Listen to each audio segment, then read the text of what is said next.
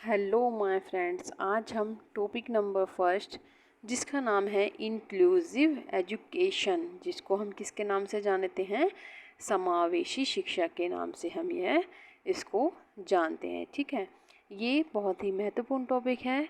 तो जानते हैं इसके जो ऐतिहासिक जड़ें हैं वह कहाँ से जुड़ी हुई हैं। तो जो समावेशी शिक्षा है या फिर एकीकरण के जो सिद्धांत हैं उन सभी की जो ऐतिहासिक जड़ें हैं वो किससे जुड़ी हुई हैं, कनाडा से और अमेरिका से जुड़ी हुई हैं। ठीक है, जो समावेशी शिक्षा है इसका अर्थ जान लेते हैं हम क्या होता है। जो समावेशी शिक्षा है यानी कि समावेशी, इसको किसके नाम से भी जाना जाता है, समन्वित शिक्षा के नाम से भी जाना जाता है। यह वह शिक्षा है जिसमें जो सामान्य विद्यालय होते हैं, ठीक है, उसमें जो विशेष आवश्यकता वाले बच्चे यानी कि जैसे कि प्रतिभाशाली बच्चे होते हैं, जिन जो कम देख पाते हैं या कम सुनते हैं या बोल नहीं पाते या बखिया से चलते हैं या व्हील चेयर से चलते हैं, वो कौन होते हैं, विशेष आवश्यकता वाले बच्चे वह होते हैं। और उन बच्चों को जो सामान्य बालक होते हैं उनके साथ एक साथ ही शिक्षा प्रदान करना क्या कहलाता है, समावेशी शिक्षा कहलाता है। दूसरों शब्दों में हम जानते हैं जैसे कि जनरल स्कूल हैं, ठीक है, इस स्कूल के अंदर ये विशेष आवश्यकता वाले बच्चे हो गए, ये सामान्य सामान्य बालक हो गए, इन सभी को एक इस स्थान पर यानी कि ये विद्यालय हो गया, इसमें ये विशेष आवश्यकता वाले बच्चे हो गए, ये सामान्य बच्चे हो गए, इन सभी को एक साथ एक छत के नीचे शिक्षा देना क्या कहलाता है, समावेशी शिक्षा कहलाता है। ठीक है, अब जो समावेशी शिक्षा है उसके सिद्धांतों को जान लेते हैं, यानी कि प्रिंसिपल्स ऑफ इंक्लूसिव एजुकेशन, यानी कि समावेशी शिक्षा के सिद्धांत। ठीक है, ये जो हैं फर्स्ट सिद्धांत देखते हैं हम, सभी बच्चे एक समान हैं, यानी कि जो समावेशी शिक्षा है उसका फर्स्ट प्रिंसिपल क्या है कि जो सभी बच्चे हैं वो समान हैं, एक समान है। ठीक है, जैसे कि जो यानी कि बखिया से चल रहा है या व्हील चेयर से चल रहा है या चश्मा लगा के देख रहा है या फिर उसको कम सुनाई आ रहा है, या जो और एक जो सामान्य बालक है, यानी कि समावेशी शिक्षा में क्या है, सभी बच्चे जो हैं इक्वल हैं, ठीक है, समान हैं। सेकंड पॉइंट क्या है हमारा, सीखने के अलग अलग तरीके होते हैं। ये तो हम सभी जानते हैं कि हर एक व्यक्ति का अपना अपना तरीका होता है, यानी कि जो फर्स्ट व्यक्ति होता है ये अपने तरीके से सीखता है, जो सेकंड व्यक्ति होता है ये अपने तरीके से सीखता है। ठीक है, तो जो सबके सीखने के तरीके वो कैसे होते हैं, अलग अलग तरीके होते हैं। प्रत्येक बालक का अधिकार, यानी कि जो समावेशी शिक्षा है वो क्या है, प्रत्येक बालक का अधिकार है। ठीक है, जो व्यक्तिगत विभिन्नता पर आधारित है, समानता के सिद्धांत पर आधारित है, यानी कि सभी को वो समान मानता है। ठीक है, जो समावेशी शिक्षा है उसका जो सिद्धांत है वो सभी बच्चों को क्या मानता है, समानता के रूप में उसको देखता है और व्यक्तिगत विभिन्नताओं पर भी वह आधारित है, यानी कि जो प्रत्येक बच्चा है उसको समान अवसर और उसके अधिकार एवं जो भागीदारी है वह उसको मिलनी चाहिए, ये इसका एक प्रिंसिपल है। ठीक है, अब देखते हैं हम समावेशी शिक्षा के उद्देश्य क्या क्या हैं। देखिए, जो समावेशी शिक्षा है उसमें अभी हमने जाना क्या है, एक छत के नीचे विशेष आवश्यकता वाले बच्चे और सामान्य बच्चों को एक साथ शिक्षा प्रदान करना ही क्या कहलाता है, समावेशी शिक्षा। तो इसके उद्देश्य क्या होते हैं, तो जानते हैं हम पहले उद्देश्य को। इसमें क्या है, जागरूकता की भावना का विकास करना, यानी कि बच्चों को या भी समाज को, सभी को जागरूकता की भावना का विकास करना, यानी कि हम अपने अधिकारों को जान सकें, इसके लिए भी बच्चों के अंदर जागरूकता की भावना का विकास करना पड़ता है। ठीक है, समाज में जो असमर्थ बालकों में फैली जो भ्रांतियाँ होती हैं उनको दूर करना चाहिए।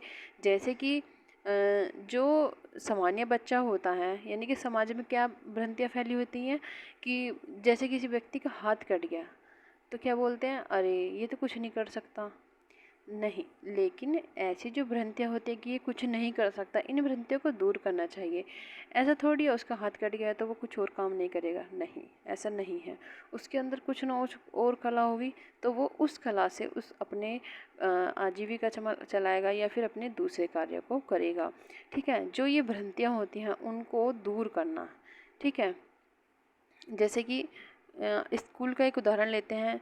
कोई बच्चा है, अगर वह कम देख पा रहा है तो बच्चे क्या सोचेंगे, अरे ये तो जीवन में कुछ नहीं कर सकता, ठीक है, इसको तो कुछ दिखाई नहीं देता है। नहीं, ऐसी भ्रांतियों को दूर करना चाहिए, ठीक है। अब हम नेक्स्ट पॉइंट देखते हैं।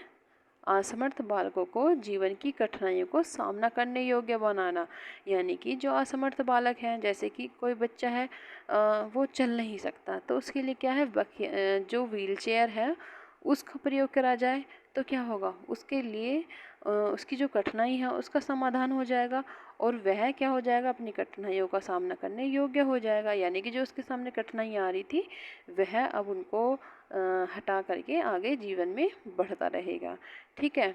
नेक्स्ट पॉइंट है, बालकों की असमर्थताओं का पता लगाकर उन्हें दूर करने का प्रयास करना चाहिए।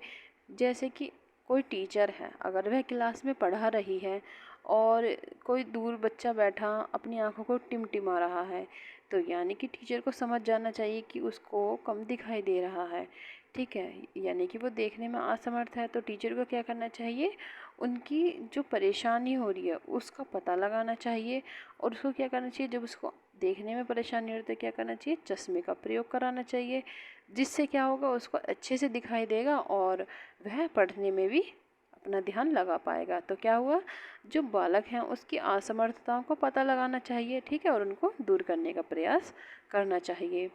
समावेशी शिक्षा, अब नेक्स्ट पॉइंट क्या है, जो समावेशी शिक्षा है ऐसी शिक्षा है जिसके अंतर्गत शारीरिक रूप से जो बाधित बालक होता है तथा जो सामान्य बालक साथ साथ सामान्य कक्षा में शिक्षा ग्रहण करते हैं, जैसे कि हमने ऊपर पढ़ा था अभी, ठीक है।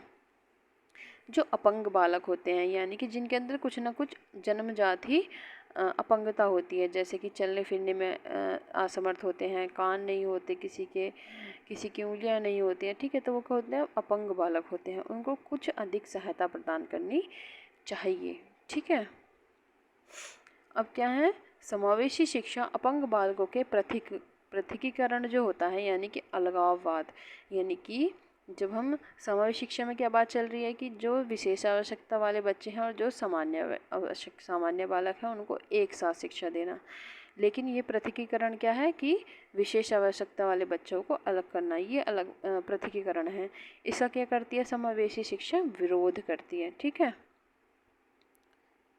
अब हम देखते हैं जो समावेशी शिक्षा है इसमें 4 प्रक्रियाएं होती हैं, ठीक है। पहली प्रक्रिया क्या होती है, मानकीकरण, ठीक है। अब हम जानते हैं मानकीकरण क्या होता है। सामान्यकरण की वह प्रक्रिया जो प्रतिभाशाली बालकों तथा युवकों को जहाँ तक संभव हो कार्य सिखाने के लिए सामान्य सामाजिक वातावरण पैदा करें, यानी कि मानकीकरण क्या होता है, जो सामान्य प्रक्रियाएं होती हैं, ठीक है, उसमें जो प्रतिभाशाली बच्चे होते हैं, जहाँ तक कि जैसे कि युवक हैं या कोई छोटा बच्चा है, उनमें क्या है, जहाँ तक संभव हो सके उन्हें क्या करना चाहिए, कार्य सिखाने के लिए ऐसा एक वातावरण पैदा करना चाहिए ताकि वह बच्चे अपने आप उस कार्य को सीख सकें। एक क्या है, सेकंड पॉइंट आया है संस्था रहित शिक्षा, ठीक है। क्या शिक्षा जो है वो कैसी होनी चाहिए, संस्था रहित होनी चाहिए। देखते हैं, संस्था रहित शिक्षा ऐसी प्रक्रिया है जिसमें अधिक से अधिक जो प्रतिभाशाली बालक होते हैं तथा जो युवक छात्रों की जो सीमाओं को समाप्त कर देती है। जो आवासीय जो विद्यालय होते हैं उनमें जो शिक्षा ग्रहण करते हैं एवं उन्हें जन साधारण के मध्य शिक्षा ग्रहण करने का अवसर प्रदान करते हैं, ठीक है। इसमें क्या होता है, जो संस्था रहित होते हैं उनमें जो क्या होता है कि उनको जो आवासीय विद्यालय होते हैं उनमें शिक्षा ग्रहण करने के मौके दिए जाते हैं, ठीक है। और नेक्स्ट पॉइंट आता है हमारा शिक्षा की जो मुख्य धारा है। शिक्षा की जो मुख्य धारा है वह ऐसी प्रक्रिया है जिसमें जो प्रतिभाशाली बालक होते हैं उनको सामान्य बालकों के साथ दिन प्रतिदिन जो शिक्षा के माध्यम से आपस में संबंध स्थापित रखते हैं। क्या होता है, शिक्षा की जो मुख्य धारा होती है उसमें क्या होता है कि जो प्रतिभाशाली बालक होते हैं और जो सामान्य बालक होते हैं उनको प्रतिदिन, यानी कि प्रत्येक दिन, हर दिन क्या करना चाहिए, शिक्षा के माध्यम से उनको आपस में संबंध बनाने सिखाने चाहिए, ठीक है। अब देखिए फोर्थ पॉइंट क्या आता है, समावेशी यानी समावेशी वह प्रक्रिया है जो प्रतिभाशाली बालकों को प्रत्येक दशा में सामान्य शिक्षा कक्षा में उनकी शिक्षा के लिए लाते हैं। ठीक है, जो क्या होती है जो समन्वित पृथकीकरण, ये क्या है, ये विपरीत है। यानी कि यह जो समावेशी शिक्षा है यह इस बात को कहती है कि जो विशेष आवश्यकता वाले बच्चे हैं प्लस जो सामान्य बच्चे हैं उन सभी को एक साथ शिक्षा प्रदान करना। लेकिन जो पृथकीकरण है उसका अर्थ क्या है कि जो विशेष आवश्यकता वाले बच्चे हैं उनको इसमें से अलग कर देना। तो यही क्या है, पृथकीकरण की प्रक्रिया कहलाती है। देखिए अब हम जानते हैं कि जो पृथकीकरण है वो क्या है। पृथकीकरण वह प्रक्रिया है जिसमें समाज का विशिष्ट समूह अलग से पहचाना जाता है तथा धीरे धीरे सामाजिक तथा व्यक्तिगत दूरी उस समूह की तथा समाज की बढ़ती जाती है। यानी कि वह समाज से अलग होता जाता है। ठीक है, समावेशी शिक्षा की जो चुनौतियां हैं वो कौन कौन सी हैं। अब हम जानते हैं समावेशी शिक्षा की चुनौतियां। शिक्षकों, अभिभावकों एवं जो समाज की मनोवृत्तियां होती हैं उनकी भी क्या है, एक प्रमुख बाधा क्या है, वह एक प्रमुख बाधा है। कौन सी, समावेशी शिक्षा। यानी जो शिक्षक होते हैं या जो अभिभावक होते हैं या समाज की जो मनोवृत्ति होती है वो कैसी एक बाधा है। यानी कि जो हर कोई टीचर है या अभिभावक है वो क्या सोचते हैं कि जैसे कि किसी के बच्चे में कोई परेशानी है तो एक टीचर भी सोचेगा अरे इसको तो अलग से पढ़ाना चाहिए। ठीक है, तो इन चुनौतियों को जो है दूर करना चाहिए। टीचर को ये सोचना चाहिए कि मैं इसकी जो बच्चा है इसकी कठिनाई को कैसे दूर करूं, ठीक है, इसकी कैसे सहायता करूं। तो जो ये अपनी मनोवृत्ति होती हैं इनको भी दूर करना चाहिए। केंद्रीय और राज्य सरकारों की विभिन्न योजनाओं और नियमों के बारे में आम जन को जानकारी ना होना। जो केंद्र सरकार है और जो राज्य सरकार है अनेक विभिन्न विभिन्न योजनाएं बनाती हैं लेकिन उनके बारे में आम जन को पता ही नहीं होता तो वो इस योजना का लाभ नहीं उठा पाते हैं। तो ये भी एक चुनौती है।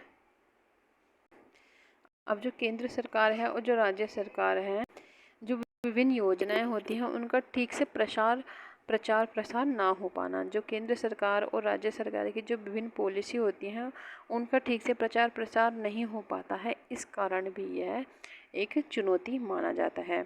और निःशक्त जो विद्यालय होते हैं उनसे संबंधित आंकड़ों के संग्रहण में उचित आकलन का अभाव किया जाता है। यानी कि उनके मूल्यांकन में क्या होता है, अभाव की कमी पाई जाती है। अब निष्कर्ष क्या निकलता है, समावेशी शिक्षा का निष्कर्ष पे पहुँचते हैं अब हम। देखिए जो फर्स्ट पॉइंट आया है क्या निकल के आया है कि समावेशी शिक्षा का तात्पर्य है कि सभी बच्चों को उनकी क्षमताओं के बावजूद गुणवत्तापूर्ण शिक्षा प्रदान की जाए क्योंकि यह विविधता को महत्व देती है। जो समावेशी शिक्षा है ये क्या है, विविधता को ही तो महत्व देती है। तो इसमें क्या करना चाहिए, जो विशेष आवश्यकता वाले बच्चे होते हैं या जो बच्चों की क्षमताएं होती हैं उनके बावजूद भी उनकी गुणवत्ता में सुधार करना चाहिए और उनको शिक्षा प्रदान करनी चाहिए और विविधता की जो महत्व है उसको भी समझना चाहिए। प्रत्येक बच्चे को कक्षा में लाती है कौन, समावेशी शिक्षा, और सभी को सीखने और बढ़ने के समान अवसर प्रदान करे जाते हैं। तो ये टॉपिक हमारा ख़त्म हो चुका है। अब हम नेक्स्ट टॉपिक लेके आएंगे। ठीक है, तब तक के लिए धन्यवाद।